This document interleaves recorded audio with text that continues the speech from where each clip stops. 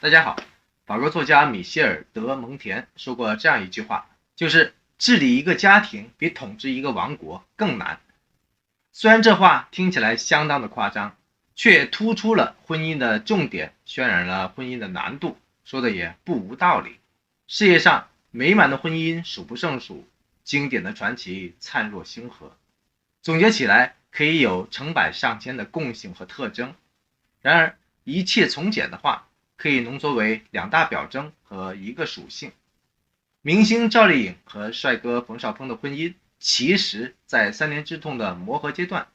还是出现过两大表征的恩爱场景的，只是最后还是固执的败给了一个属性。首先，第一个表征是彼此的包容，也就是说，婚前大家所看到的都是对方的优点，婚后大家所看到的都是对方的缺点。这才是爱情幻象终结之后真实的生活。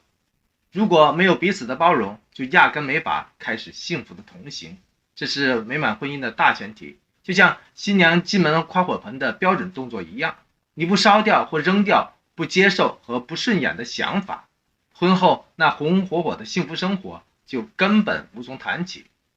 因为人无完人，任何人都有各式各样的优点和缺点，如果只关注和批判对方的缺点，而无法去接受和包容，那么婚姻就成了一场永无宁日的拉锯和开战。第二个表征是彼此的成全，也就是说，每个人都有自己的梦想和目标，无一例外，而且只有或前或后、或大或小的差别而已。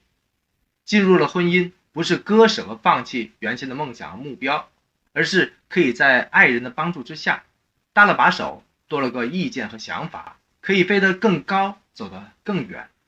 最典型、最极端的例子就是28岁的翁帆嫁给了82岁的杨振宁之后，杨振宁就活得更滋润、更年轻了，而翁帆也过得更高端、更潇洒了。这种美满幸福的婚姻，就是超典型的各取所需，彼此成全。现在杨振宁即将顺利步入100岁的门槛，而翁帆也顺利地过上了和崇拜的人一起看夕阳的理想的生活。那么美满婚姻的那个属性又是什么呢？为什么它能让原本神仙眷侣一般的赵丽颖、冯绍峰的婚姻功亏一篑呢？这个属性是个极其特别的属性，那就是它的高度排他性。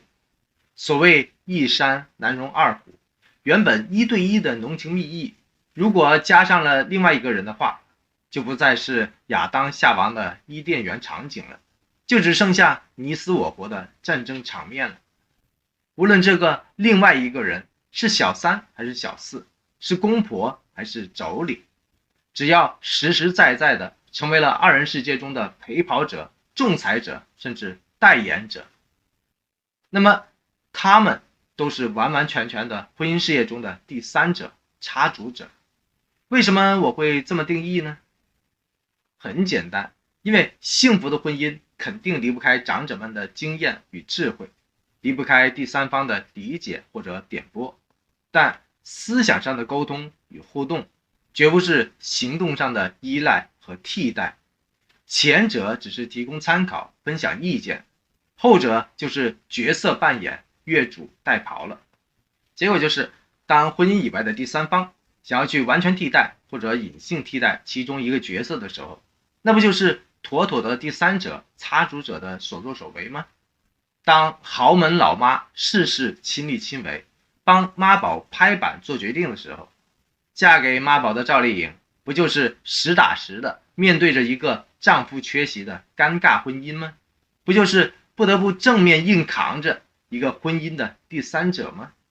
即便这个另外一个人自诩或者自称是全心全意帮助小两口幸福的那个人，是完全没有私心的智者长辈，他对婚姻的直接插足，不论是有心还是无意，都已经事实上促成了原本平衡的二人世界被彻底的撕裂、打破和颠覆了。因为婚姻的成败无关第三者的好心，只需两个人的用心。您觉得我说的对吗？欢迎您畅所欲言，多提意见。多谢多谢。